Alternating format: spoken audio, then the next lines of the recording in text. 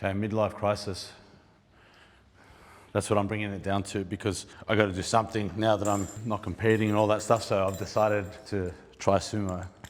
Who even am I? I know. I am sorry to disappoint. But to be honest with you, yeah, I do think it's a superior lever, objectively. So I'm going to give it a try. Something that I'll always say is, if you have the mobility and the coordination to do a sumo deadlift, it's a stronger lever. You'll be able to deadlift a heavier weight. Now, I've never been able to deadlift more than my conventional, but I'll tell you why. It's because I've been doing conventional deadlifts for, over a decade, and the amount of times I've done sumo deadlift is probably less than 2% of the amount of times I've done a conventional deadlift. So I haven't put equal amount of time in. So a lot of people have that comparison game where they say, why don't you just try it? Why can't you deadlift more with the sumo deadlift? All the conventional deadlifters that hate on sumo, if it's such an easy lift, why can't you do more? And the answer is because they've never practiced it. They lack the mobility or coordination to be able to achieve the position, but mainly because they haven't practiced it. If they did if you get two lifters that spends equal amount of time on sumo that they do conventional, I would guarantee the sumo deadlift will always come out heavier. It's just a superior lever. It just is. Now, that doesn't mean I'm going to automatically deadlift more today than I will conventional, but now I want to put the hours in. Doesn't mean I'm not a conventional deadlifter anymore, does it? I haven't switched sides. There's no sides. Do you know what I mean? Well, fine. It's like whatever. But I still conventionally deadlift. And in fact, something that I teach sumo deadlifters, I teach everyone with my programming, is I include conventional deadlift with all my sumo deadlifters programs because I believe it does actually make you stronger. The conventional makes you stronger, builds more muscle than a sumo, because the sumo is a superior lever. The more efficient the exercise is, the better it is at shifting loads, but the worse it is at building muscle, right? So therefore, by that logic, sumo is not as good for building muscle or strength, but it's a better way of shifting a heavy load. So anyway, let's have a look. So here's a few things. Here's a few guidelines for doing a sumo deadlift. For those of you like me who don't do a sumo deadlift, starting in your comfortable wide stance. So where is that? Everyone is slightly different. It's not a matter of the wider the better. So the wider you go, the shorter the range of motion will be. So that's true. I get even closer to the bar. But in many instances, like a wide grip bench press, just because you can go wide doesn't mean you have the strength to support that structure. So this is me putting my adductors at the most lengthened position. And I haven't conditioned them to be strong here. So it's not wise to start your sumo deadlift journey with a super wide stance. It's not strong here. Something that I like to go by, a few guidelines, is when you get to the bottom position, is looking at the knee directly over the foot. So perpendicular tibia or shin bone, so straight up. So have a look at this. So this is me, where I believe is the optimal stance. So that's where I'm looking at the lines on this barbell and I'm putting my shins like roughly around there. So for everyone, it's kind of slightly different. But for me, that positions me in a way that when I'm at the bottom position, my knee is directly over my foot. Let's have a look at it again. So this is my start position. And the objective is for my shin to be completely perpendicular to the ground, or 90 degrees. And then the goal is to push straight down.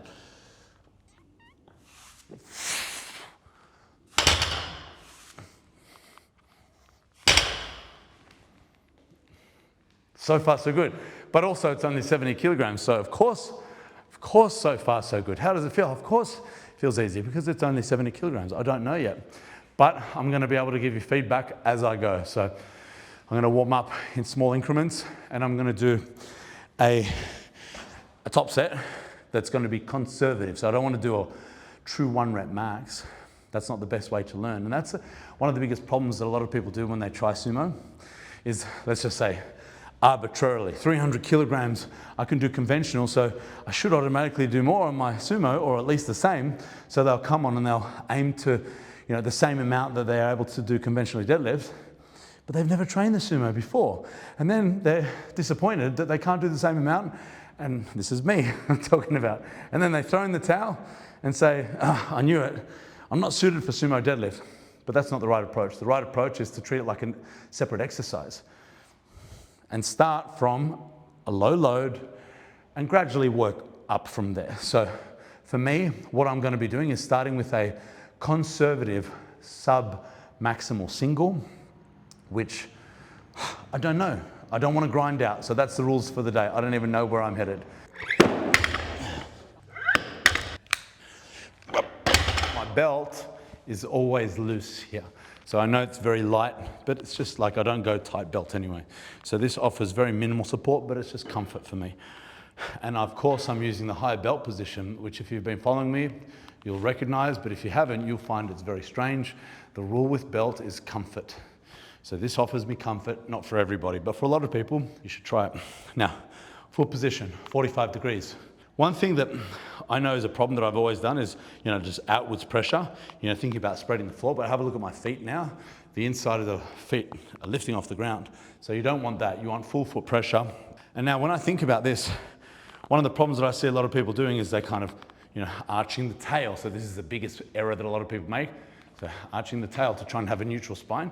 That's a very poor setup. The adductors, so these muscles here, are attached to your pelvis. And when you arch the tail, it increases tension on those muscles. And a lot of times, arching the tail causes your knees to collapse, right? So what you want to do is think of your pelvis like it's a bowl of soup. Don't spill the soup. So when you arch your tail, you're spilling the soup, right? So I like to think about the brace. So piss up a wall. So that's pissing up a wall. That's neutral pelvis position. And then ribs down, right? So the ribs down is how I contract my rectus abdominis. So that's the six-pack muscles. They attach the bottom of the rib cage and the top of the pelvis. And when they contract, it just pulls those 2 points together. So if someone was to punch you, that's what you would do. You wouldn't stretch out like this, which is what a lot of people do, and they shouldn't do. Foot, 45 degrees roughly. Even foot pressure, open hips. So pissing up a wall, right? So I'm not arching my tail, I'm pissing up a wall. And then something I like to think about is just bend over and grab the bar. Bend over and grab the bar. So a lot of people try and sit into the position like this, and they try and hold that neutral spine position, and I believe that's uncomfortable. And what I like to think about is get your stance and just bend over and grab the bar. Now from here, armpits to pelvis, reach the crown of the head to the ceiling. So those are my favorite cues for all deadlifts. Armpits to pelvis is lats, and reach the crown of the head to the ceiling. So what that does, crown of the head to the ceiling, extends my thoracic spine. So it's strong and rigid, and then armpits to pelvis locks it in by recruiting my lats, which is the strongest muscle for maintaining the rigidity of your torso from start to finish. So what I don't want is my spine to go like a fishing rod and be pulled into flexion because I don't have my muscles switched on, okay? So grabbing the bar, armpits to pelvis, crown of the head to the ceiling. Okay, even foot pressure, and I'm just going to drive the ground away.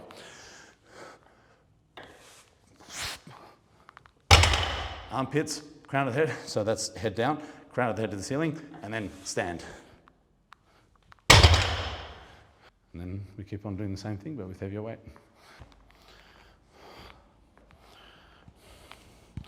45-degree feet.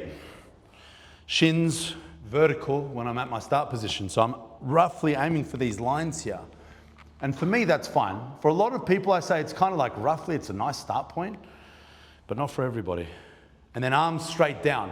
So here's another mistake a lot of people make. They think sumo means wide stance, close grip. So they grab it here. That's not the grip. You want straight down. Straight down is the most efficient. That's where you travel the least distance. Okay, now remember what I'm doing with the brace is rib cage to pelvis, so ribs down, and I combine that with the breath hold.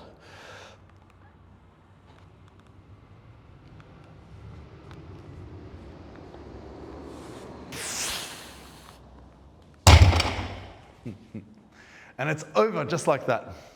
But I'm just going to do that singles now. Single, single, single. That felt easy. Felt like a lever. Oh, fuck. I'm out of the camera. It's okay.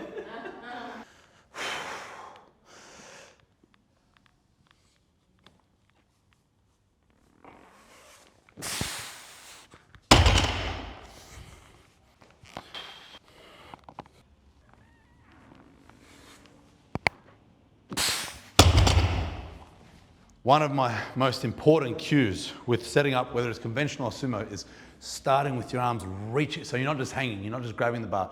Reach down, right? So how should you feel that when you do that? So this is another way of contracting lats, but you'll probably feel your pecs contracting when you're doing that. So that's why it's not just reaching down, it's down and armpits to pelvis, down and back, right? So that's how we really get lats, but also the reaching down makes it so we're not approaching it with short or relaxed arms. I want them to be long and stretched. The longer the arms, the less distance we have to travel, the more efficient it is. But also it factors in injury prevention. One of those injuries being a bicep tear. Now, bicep tear, don't get scared. Most people aren't lifting weights heavy enough to tear their biceps. I say, you know, if you're lifting less than 200 kilograms with your deadlift, it doesn't really matter so much, but I don't want you to learn how to deadlift with bad habits, because whenever I'm teaching someone, I'm always teaching them to get well beyond those numbers. And I want you to be able to get to those numbers with the right habits. So if you're bending your elbows when you're doing a deadlift, you are doing it wrong, unless structurally you just can't extend your elbow joints. But reach down and armpits to pelvis, crown of the head to the ceiling. Those are my favorite cues.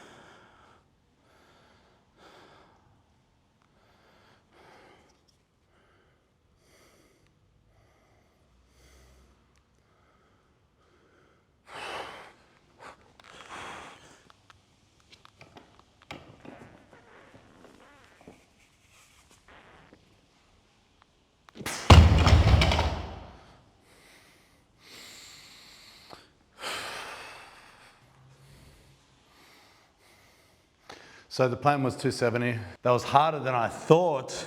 I thought that it was going to come up pretty smoothly. But anyway, that's just how it is.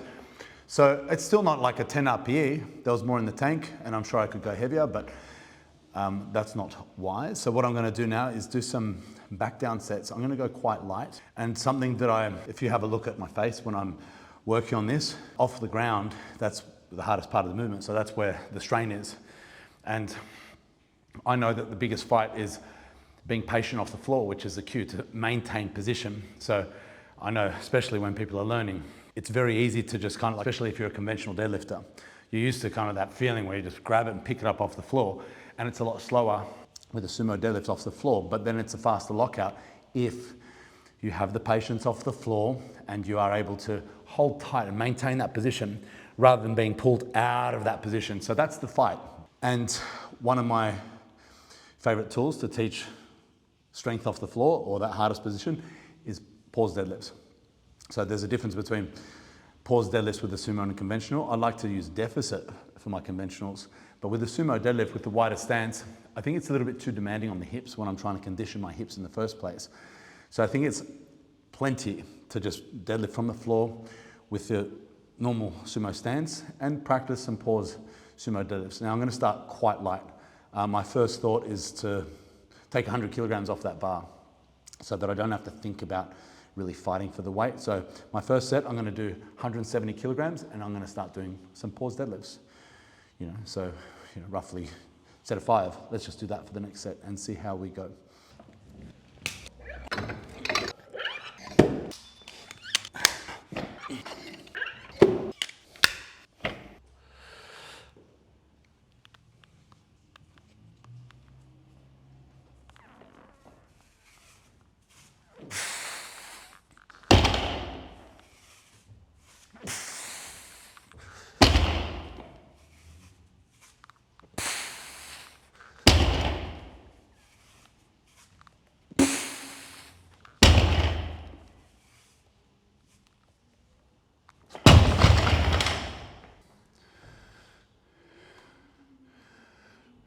Not bad, not bad. Like, it's uncomfortable.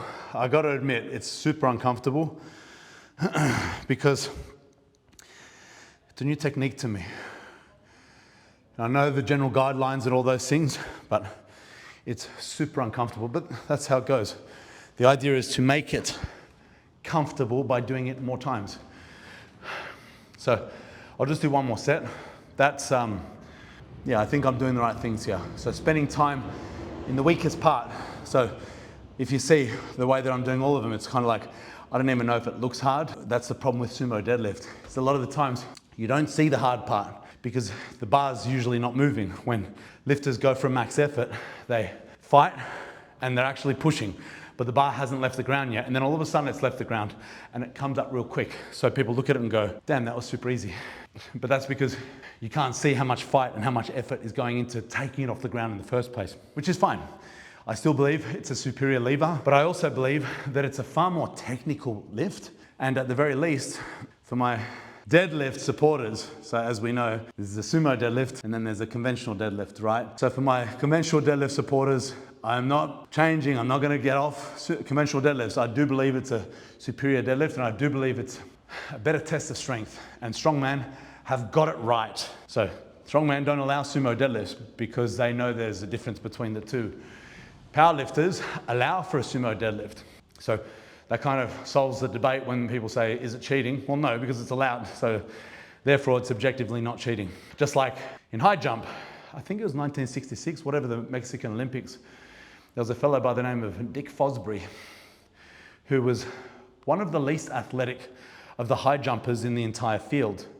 And he won the gold medal with a very new technique, which is now known as the Fosbury flop. Before that, all the high jumpers used to do all these types of different jumps, like a scissor or eastern roll, western roll, whatever they used to call them.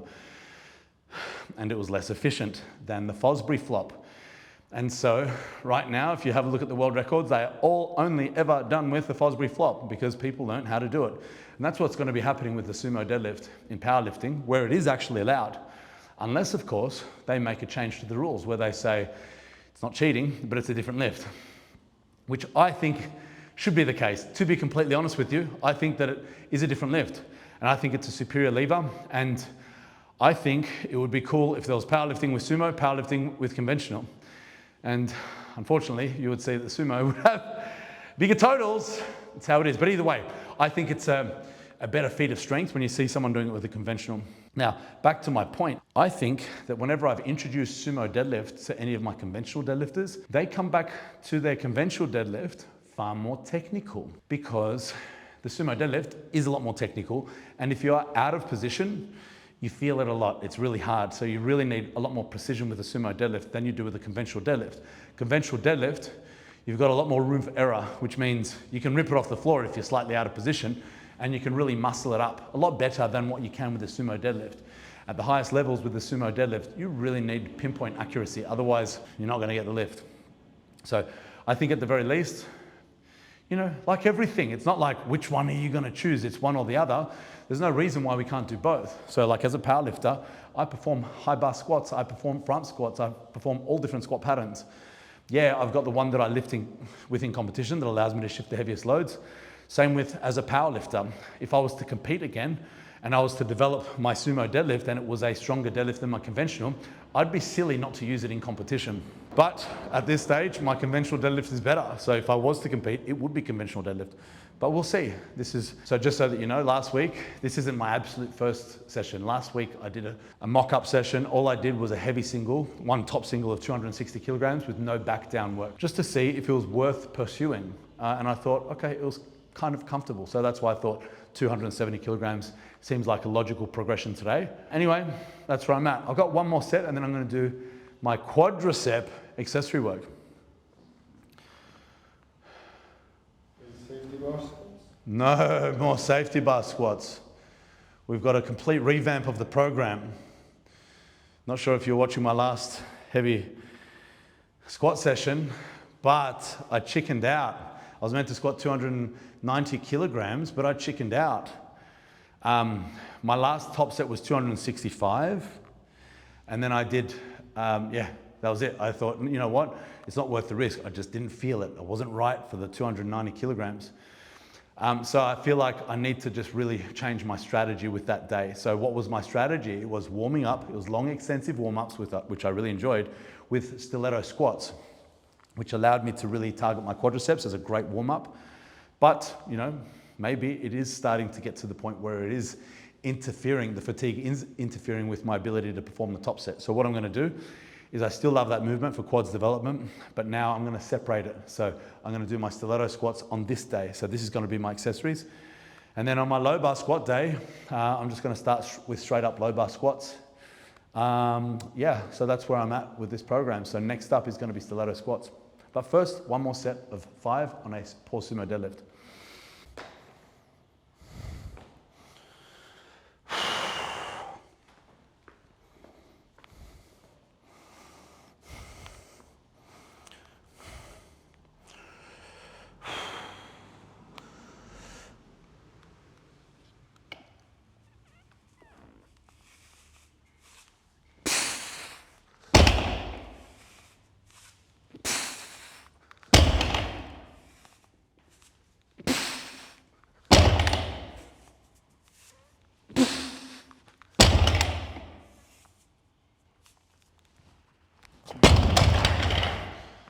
Sumo deadlifts are done. It wasn't heavy. You know, it's not about percentages with that back down work. A lot of people get technical, myself included, with what percentage of your top weight should you be doing for back down work. But for this, it's not about percentages. It's about gradually refining the technique. So as long as I position myself in a way that I can progress every week. So next week, don't know if I'll do a top single. I'll do a top set, whatever that might be, but then my back down work is going to be a progression on that. So you could say it's going to be 2 sets of 5 on 180 paused sumo deadlift, which is very, very achievable. And the idea is to start so light that it allows room for gradual progression. So this is the whole idea of the strategy of giving yourself room to be able to progressively overload. Rather than coming in on week 1 and trying as hard as I can to the point where I'm maybe going to fail on reps or whatever it might be, makes it very difficult to progress the following week. Which is what a lot of people do. Whenever I speak to people, you know, I'm a coach and I speak to people that employ me for my services because they've done things like plateaued in their training. It's one of the most common things. And I'm sure you watching at home might be feeling the same thing. Yeah, I've plateaued in my training at least now or at some point in my career, in my training history. One of the most common things. And in my opinion, I believe that's a hack is to getting through your plateaus, is to set yourself up to be able to progress. How do you do that? By starting your programs, your mesocycles, mine are 4 weekly, conservative, with a light enough load to set yourself up to be able to add weight every single week. And when you're going light enough, so for me, 170, no, my technique's not perfect, but it's okay. But if I was to start a little bit too heavy and do my 5 rep max, the technique would look terrible. So I'm refining a technique that's not the right technique. Whereas this way, it's familiarizing myself with movement, with a higher quality movement, so that hopefully next week, I wouldn't have built muscle from this session. I won't build muscle. Of course, I'm going to try and eat and sleep and all of the right things, but you just don't build muscle like that. It's not like a week-to-week thing. So the progressions are usually due to coordination, so it's neuromuscular progressions rather than cellular adaptations. Cellular adaptations means building muscle.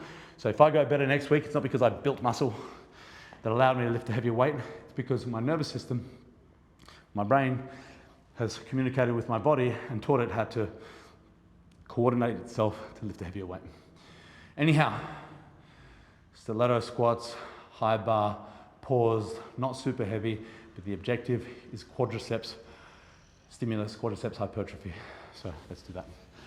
My question, what if you overshoot yourself in the first week? Like what's the progression or what? Yeah, so sometimes, you know, we're all humans, we all make mistakes. Sometimes you overshoot week 1. If that's the case, then it sucks, right? Then it's like, where do I go on week 2? It's really hard to be able to progress. So you've got 2 options. 1 is to do the same weight and try and do it better. Or 2 is to reduce the weight and start again. Either one of those is not fun. Do you agree? You want to be able to add weight to the bar. You want to be able to do better every single time you come into the gym, which is why if you do that, you've got to learn from it. And then the next time you start your phase, your new phase, learn to start conservative to allow room to be able to progress. Also, to allow room to make errors, because sometimes we do overshoot. Sometimes we think, oh yeah, this should be easy for me, so therefore I'll just do a little bit less than that. I recommend do a lot less than that, so that if you do come in and you're not as strong as what you think you are, because a lot of people that is the case, then you've factored that in. So the more conservative you start, the more room for error you can allow. So if you start too conservative, great, you get to have a really big jump on week 2. But if you start not conservative enough, or if you overshoot it and you've gone a little bit too heavy, it's like, where do I go next week? Either a small progression or no progression, or you have to bring back the weight and do it properly. So that's my strategy. Start extra conservative. Second exercise for the day is going to be my stiletto squats. Now, here's a few things that I'm going to be different compared to if you've been watching my last stiletto squats, is now I'm doing it as a secondary exercise after deadlifts. So although it wasn't max effort deadlifts, it was still heavy enough to be somewhat fatiguing for me. And I'm coming into this part a little bit more tired. The next thing, if you have a look at my knee sleeves, these are now SBD sleeves. Normally I use my Inza, and if anyone knows what they feel like, the Inza sleeves are a lot stiffer and they give you a bit of a bounce out of the hole. So this is a little bit harder, but that's okay. So the idea of this, and I recommend it for everyone, is if you use those Inza sleeves for your comp squats, don't neglect either raw or the light sleeve work as an accessory. Otherwise, yeah, it was like using knee wraps. So when I was using knee wraps extensively, I always made sure I did a raw session as well to make sure that I wasn't weak in that full knee bend position. So that's why I think a secondary squat session is pretty important if you're doing a lot of competition style powerlifting squats, to make sure that there's no weak points. Anyway, so that being said, today's going to be, I'm not going to focus on heavy. Like the number that I have in my mind is 160 kilograms. I think that's reasonable. 160 kilograms. Now, whenever I do this exercise, I don't like to speak in absolutes and say you must do it this way. But I've kind of come to a conclusion that with this, as a coach, when I'm cueing this, when I'm teaching my lifters how to do this, it's something that I never really thought that I did, but I recommend pausing this. Why? Because pausing takes a lot of the aggression out of the movement, and it's a bit of a compromising position for the knee joint. A lot of people might look at that if you've never done it before and say, oh, my knees would hate me if I did that, or they'd hurt. It hurts me just watching it, all of these things. The fact is, I didn't just come on here with like really, really heavy weight and just start doing maximal knee bend stiletto squats. I built my strength to be able to achieve these loads, these weights. The next thing that I recommend is, with a lot of squats, we talk about catching the bounce. So like weightlifters specifically do that. It's a technique that allows them to clean and jerk heavier weights. So they kind of dive bomb their squats, and they're pretty fast. And it's a technique that's going to allow you to lift a heavier weight. But when it comes to this, what we're doing is we're really, really like isolating the quadriceps. So we're minimizing hip bend, maximizing knee bend. So that's why it's a great quadriceps builder. So therefore, if you want to introduce this into your program, these are the precautions that I would make. Don't be explosive with this movement. Be conservative.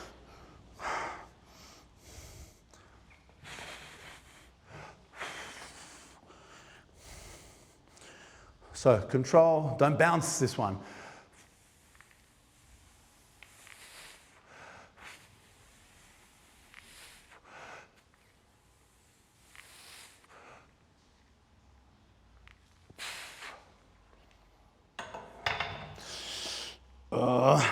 Okay. Yes, my shoulders are stiff. Why am I holding it so wide? Why am I holding it so wide? Because I can't go closer than this. The rule is to grab the barbell as close as your shoulder mobility allows, but my chest is very damn tight. If you saw my last session, I did some hypertrophy dumbbell press work with lots and lots of sets of 10 with flared elbow technique, which gave me some major muscle soreness. and I'm feeling it now. So that was only last week, so I'm feeling it now. And I also benched again on Saturday. So coming under the barbell is really, really, really tight. But otherwise, if that's what you're thinking, why are you holding it so wide? Aren't you meant to be holding it close? Yeah, you are. It's just as close as I can go. Anyway, I'll go up in 20 kilogram jumps. And the goal is 160. I think 6s is a good number. 3 blues and so 3.5, yeah. 3 blues and a green on each side.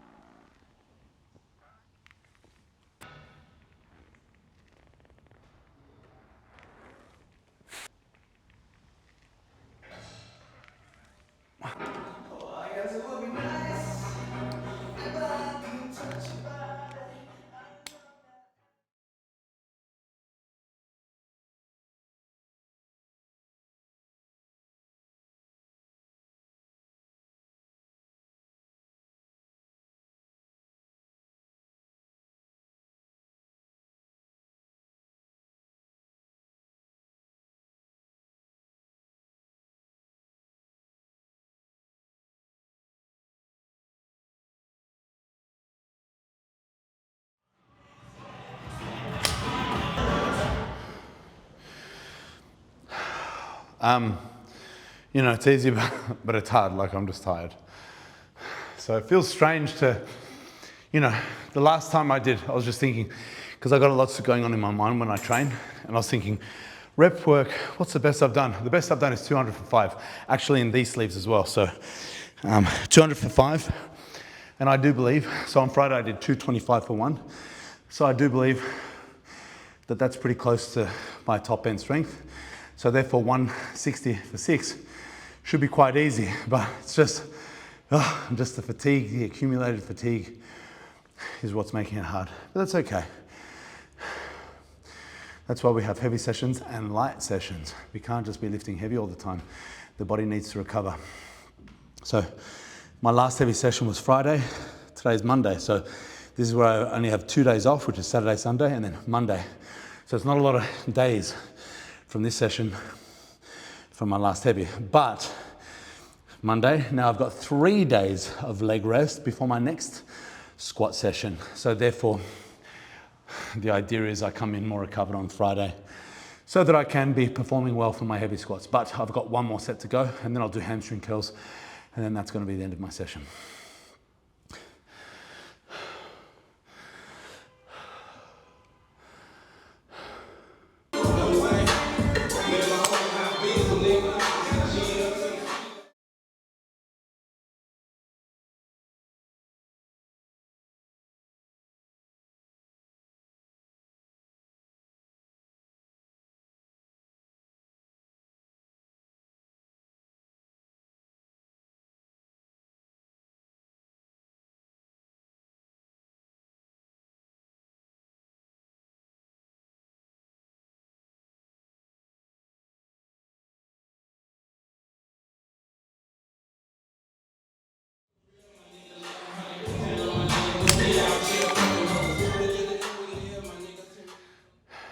Second set was easier than the first. Still it's just fatigue hard, you know what I mean? Anyway, I'm gonna do some hamstring curls now, and then I've got to eat lunch. Believe it or not, that session took me 2 hours. Damn. You know, not 2 hours. In the middle, I'm just, you know, mucking around a lot. I was taking my time with my warm-up sets and all of that. It's not because that's how long it takes to train that way. Obviously, I've only done, you know, 3 sets of deadlifts, 2 sets of squats. So it doesn't take that long. But for me, I'm really taking my time with my warm-up sets. That was just a 10-minute rest between those 2 sets. Not because I needed 10 minutes, but because I wanted it. And I've got the time to be able to do that as well. Anyway, I'm not going to take you with me to do my hamstring curls. You can just trust me that I am going to do them. And I'm going to see you guys next time. So hopefully you enjoyed that session. Hopefully it gives you a bit of an insight on how to build up sumo deadlift if you're not familiar with the movement. How to start low and give yourself room to be able to progress and focus on technique over everything.